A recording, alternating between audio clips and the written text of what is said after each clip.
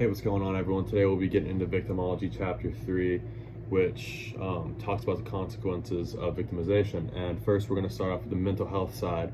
At depression, which this could be, it can affect your sleep, it can affect your eating habits, and it can make you feel guilty, make you feel worthless and irritable. On the self-worth side, reduced self-worth is linked with some crime victims. We then get into self-esteem, where we see that childhood victims of sexual abuse have a lower sense of self-esteem. And then anxiety, where anxiety is a bit of a, unnecessary fear or worry, but it could also have some physical symptoms like a pounding heart, you get really sweaty, and you kind of tremor and your muscles start shaking. And victimization is linked with anxiety as well as low self-esteem. This chapter then gets into post-traumatic stress disorder, which you must have symptoms for more than a month to be diagnosed, and the symptoms must cause significant impact and changes in your functionality, whether it's in occupation or just how you act socially.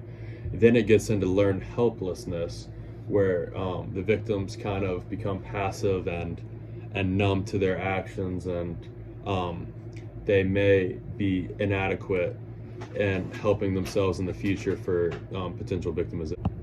We then get into self-blame, starting with characterological self-blame, which is kind of where the victim believes they deserve it, but because of something they can't change, like their character.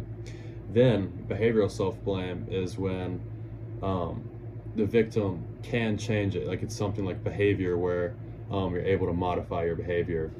Chapter then gets into economic loss, where in 2008 the National Crime Victimization Survey estimated about 17.4 trillion in losses from crimes. It also gets into direct property losses, where about 94% of property crimes resulted in economic loss. Next, it talks about the medical care side of things, like transportation to the hospital, the prescription drugs, and just the overall medical bills. Then it gets into the mental health aspect, when you have to go to therapy, and it gets into the different pricings for things like rape and child abuse and arson.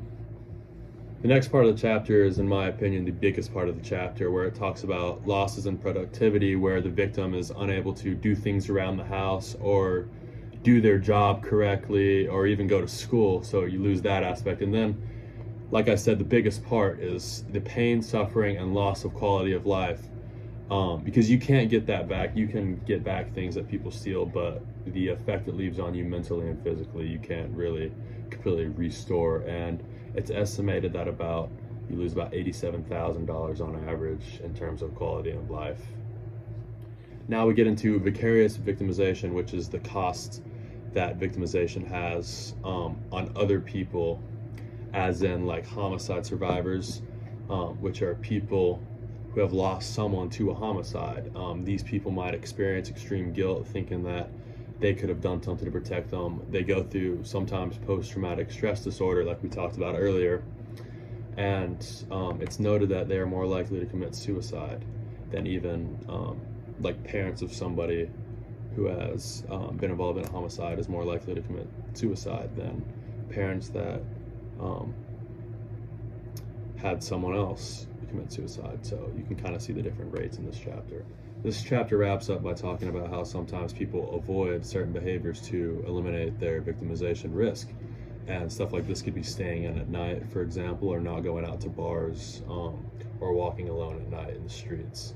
And then it finishes by talking about defensive/protective behaviors. This could be purchasing a gun, as said in the chapter, or buying security cameras, or like a Ring doorbell or something like that to put outside your house. And that is Victimization Chapter 3. Be sure to check in for Victimization Chapter 4 next. Thank you.